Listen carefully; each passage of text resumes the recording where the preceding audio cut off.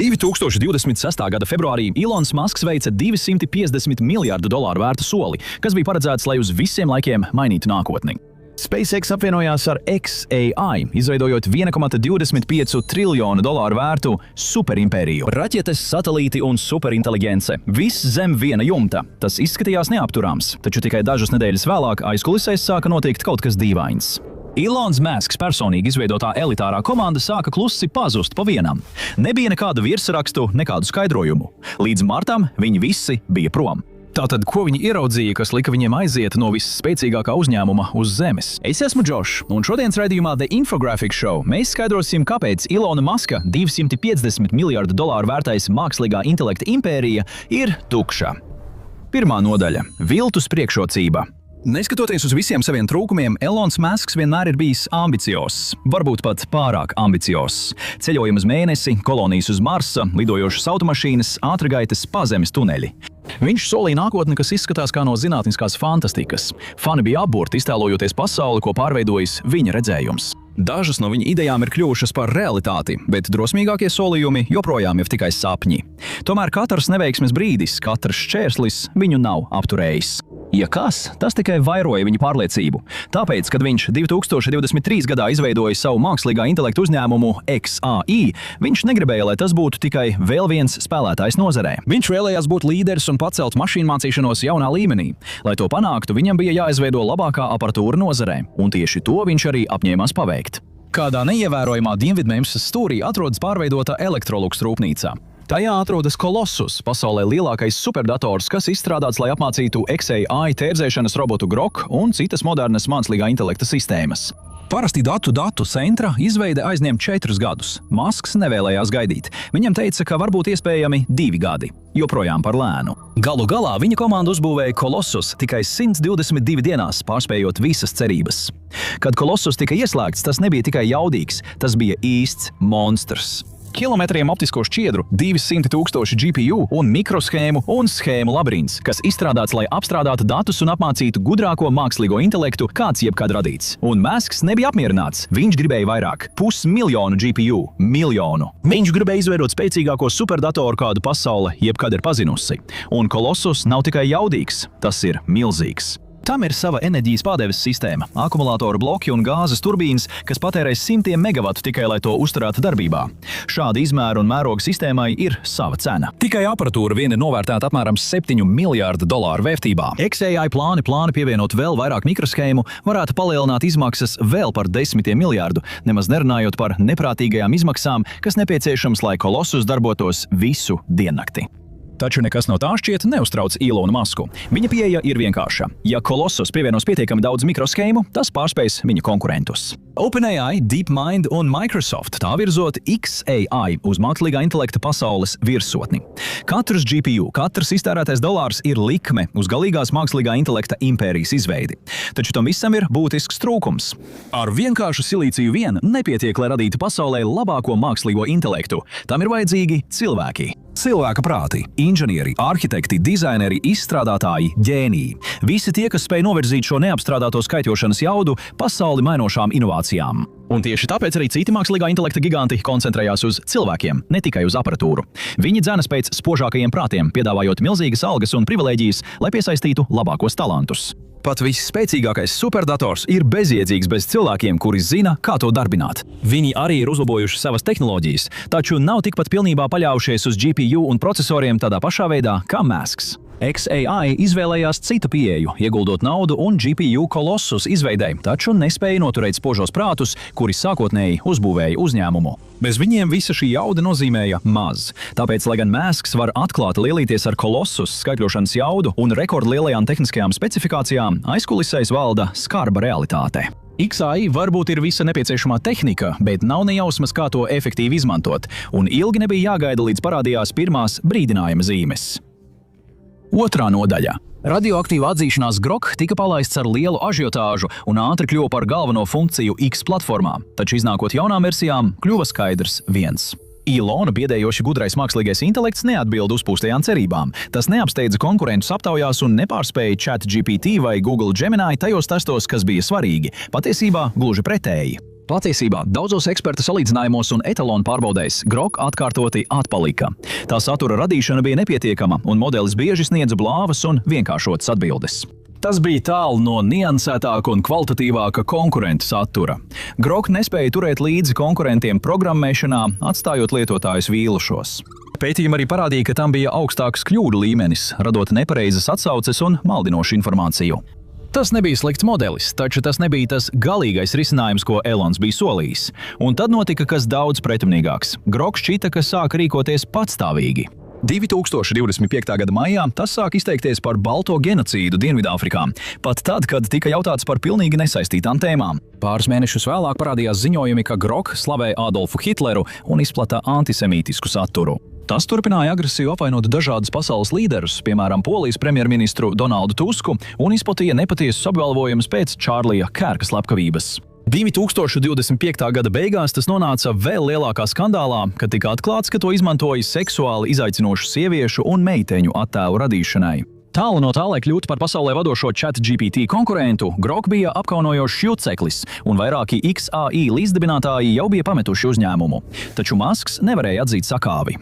Viņam nācās turpināt izlikties drosmīgam, rīkoties tā, it kā tas viss būtu daļa no viņa lielā plāna, lai nauda turpinātu ieplūst projektā. 2026. gada sākumā Tesla ieguldīja $2 miljardus no uzņēmuma naudas rezervēm tieši XAI. Tikai 2 mēnešus vēlāk Maska beidzot nokrita. 2026. gada 12. martā Masks beidzot uzrakstīja tvītu, atzīstot sava mākslīgā intelekta uzņēmuma patieso stāvokli. XAI sākotnēji netika uzbūvēts pareizi, tāpēc tagad tas tiek pārbūvēts no pašiem pamatiem. Gandrīz 3 gadus pēc uzņēmuma dibināšanas cilvēks, kurš stāvēja aiz šī grandiozā projekta, atzina, ka viss ir sabrucis. To vajadzēja pilnībā nojaukt tikai dažas nedēļas pēc tam, kad uzņēmums tika novērtēts uz $250 miljardiem, lai to apvienotu ar SpaceX. Neskatoties uz visiem saviem izteikumiem un paziņojumiem, Masks bija redzējis datus. Viņš labi zināja, ka XAI modeļi ievērojami atpaliek no OpenAI un citiem uzņēmumiem. Viņš vēroja, kā viņa uzslavētie mākslīgā intelekta projekti, piemēram, Grokapedia, izgāzās jau pašā sākumā, vai tika klusi nolikti malā. Tikmēr arvien vairāk XAI vadošo prātu pamet uzņēmumu, lai dotos meklēt citas iespējas, un Maska impērija sāka plaisāt no iekšpuses. To bija pamanījuši arī viņa līdzdibinātāji. Viņi bija redzējuši, kā viņu miljardieris priekšnieks runā par satriecošiem atklājumiem un nākamā līmeņa tehnoloģijām, kas ievestu civilizāciju pavisam jaunā laikmetā. Tagad viņš atzina, ka viss šis projekts ir izgāzies, un viņam jāsāk viss no nulles. Tā bija sprādzienbīstama atzīšanās ar tūlītēju ietekmi. Jau dienu pēc Maska tvīta 2 no viņa atlikušajiem līdzdibinātājiem atkāpās no uzņēmuma. Viņi aizgāja, un visa zināšanas un pieredze, kas bija uzturējusi XAI darbību, aizgāja viņiem līdzi. XAI kuģis sāka grimt, un liela daļa apkalpes jau bija pametusi to glābšanas laivās. XAI varbūt cieši neveiksmi, bet vismaz šis kanāls nekad nelūst, tāpēc noteikti nospiediet patīk, dalieties un abonējiet. Jūs iegūstat vietu pirmajā rindā, lai vērotu haosu, un Grok jūs neapvaino. 3 nodaļu talantu asinspirts. Kad Elons Masks 2023. gada martā dibināja XAI, viņš to darīja kopā ar 11 spožākajiem prātiem Silīcija ielejā. Taču, laikam ejot, šie pieredzējušie arhitekti un inženieri nolēma, ka labākas iespējas ir atrodams citur. Kails Kosičs bija pirmais, kurš aizgāja pametot XAI 2024. gadā. Sākotnēji viņš pievienojās Maskam no OpenAI, lielākā vārda mākslīgā intelekta industrijā. Maska šķiet kārdināja Kosiču kļūt par daļu no kaut kā tāda, ko viņš solīja padarīt vēl labāku nekā OpenAI. Taču gads uzņēmumā Kosičam bija pietiekams, lai mainītu domas, aizbēgtu no XAI un atgrieztos pie sava iepriekšējā darba devēja. 2025. gadā notika vēl 2 aiziešanas. Februārī Kristians Saģeti, Google veterāns, kurš XAI komandai sniedza milzīgu tehnisko pieredzi un zināšanas, pieņēma lēmumu pamest uzņēmumu. Nākamais aizgāja Igors Babuškins, kurš sākotnēji pievienojās XAI no Google DeepMind un bija uzņēmuma galvenais inženieris. Viņš paziņoja, ka augustā pametīs uzņēmumu, jo nolēmis uzsākt savu riska kapitāla uzņēmumu. Tas bija tikai sākums. Atlūgumu skaits pieauga 2026. gadā. Matemātikas ģēnijs un bijušais Microsoft darbinieks Gregs Youngs janvārī paziņoja veselības apsvērumu dēļ atkāpis no amata. Nākamajā mēnesī Juhais Tonijs Vu sekoja viņa piemēram, publicējot tiešsaistē ziņu saviem sekotājiem, ka viņš aiziet, lai uzsāktu nākamo dzīves posmu. Vu bija viens no nozīmīgākajiem cilvēkiem XAI vadības struktūrā. Dienu vēlāk XAI piedzīvoja vēl vienu triecienu, kad arī Jimmy's Bo atstāja uzņēmumu. Bow ir ļoti nozīmīgs vārds mākslīgā intelekta nozarē. Viņš ir līdzautors 2014. gada atomu optimizācijas rakstām, kas ir otrais visvairāk citētais mākslīgā intelekta raksts vēsturē ar vairāk nekā 100 000 citātu. Lai gan daudzas no XAI līdzdibinātāju aiziešanām līdz tam laikam tika uzskatītas par diezgan draudzīgām, Bows gadījums šķita atšķirīgs. Ziņojumos tika norādīts, ka viņš pamet uzņēmumu pieaugošas spriedzes dēļ saistībā ar prasībām uzlabot Grok veiktspēju. Februāra beigas atnesa vēl vienu aiziešanu. Tobijs Polans sekoja savu bijušo līdzdibinātāju piemēram.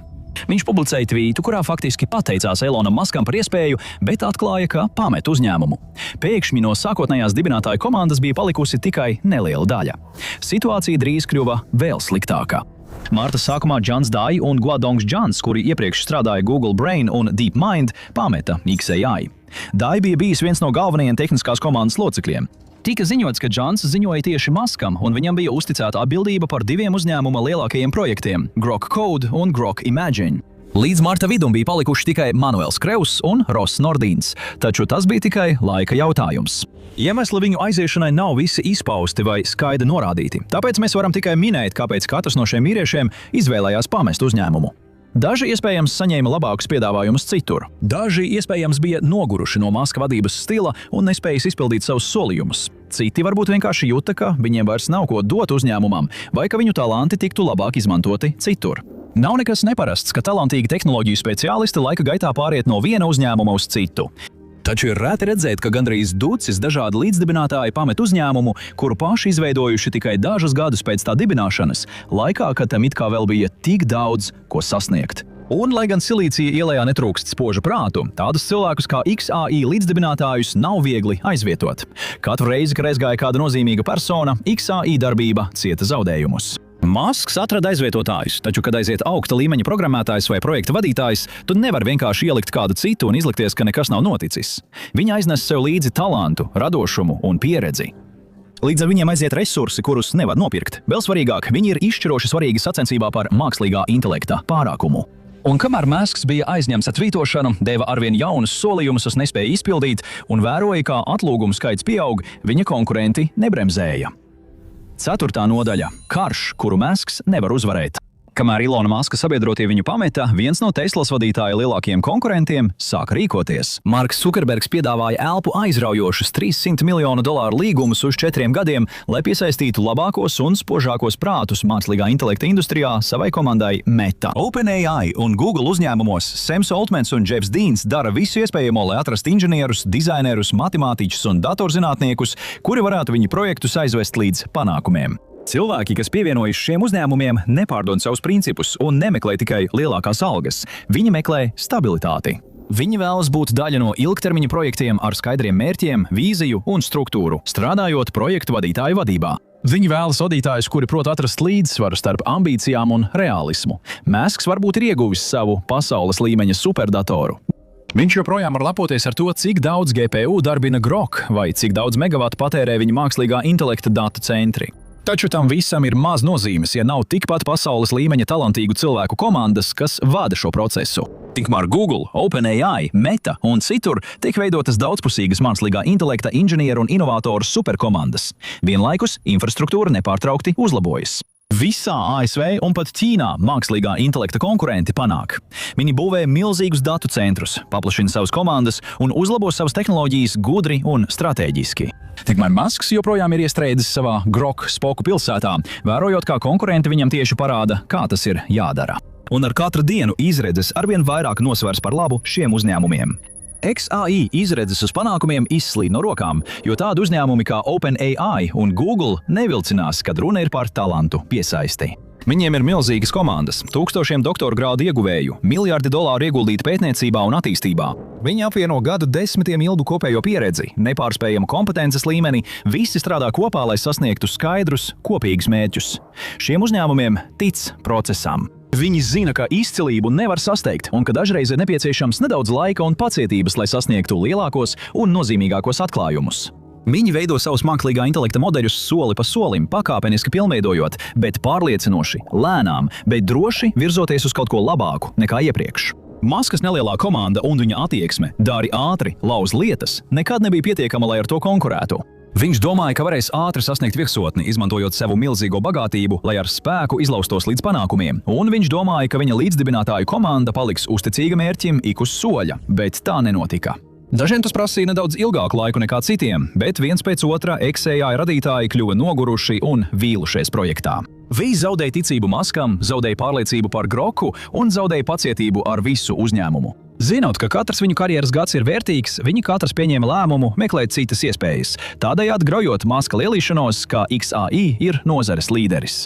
Tesla vadītāja Maska neprognozējumā uzvedība noteikti nav palīdzējusi situācijai. Masks ir slavens ar saviem ārkārtīgi agresīvajiem termiņiem, ļoti intensīvajiem darba paradumiem, gandrīz neiespējamiem mērķiem un pastāvīgu prasību mainīšanu. Un šāda pieeja varbūt viņam darbojās Tesla un zināmā mērā pat X, taču mākslīgā intelekta izpēte pēc savas būtības prasa laiku un pacietību. Tā nav lieta, ko Masks var pātrināt vai atrisināt, vienkārši uzsitot ar pirkstiem vai ieguldot vairāk naudas šajā problēmā. Un, kad tu strādā ar cilvēkiem, kuri ir savas jomas virsotnē, ar neticamu intelektu un abrīnojamām idejām, kas virmo viņa prātos, viņiem ir jāsniedz brīvība izmantot savas prasmes vislabākajā veidā. No malas šķiet, ka Masks to nav spējis izdarīt. Viņš ir tukšas pils karalis, grimstoša kuģa kapteinis, neveiksmīga zīmola sejā. Visi viņa tuvākie līdzgaitnieki viņu ir pametuši. Lai gan XAI ir pievienojušās dažas jaunas sejas, iespējams ir tikai laika jautājums, kad arī viņi sekos saviem priekštečiem un pametīs uzņēmumu. Pat pēc mega apvienošanās ar SpaceX, XAI joprojām būtiski atpaliek no saviem konkurentiem, kad runa ir par īsta cilvēku intelektuālo potenciālu. Tam varētu būt finansējums, lai izdzīvotu vēl daudzus gadus, un tehnoloģijas, lai tuvākajā nākotnē saglabātu daļēji nozīmi šajā nozarē. Taču būtu nepieciešamas milzīgas pūles, lai mainītu situāciju un pat pietuvotos saviem galvenajiem konkurentiem. Visticamāk notiks tā, ka OpenAI, Meta, Anthropic un citi uzņēmumi strauji virzīsies uz priekšu, atstājot Masku vēl tālāk aizmugurē. Maskam varbūt ir nauda, tehnoloģijas un ambīcijas, bet vai ar to pietiek, lai mainītu situāciju, vai arī viņš jau atpaliek pārāk daudz? Lai uzzinātu visu stāstu, noskatieties skaudro patiesību par Elonu Masku, vai arī noklikšķiniet uz šī video.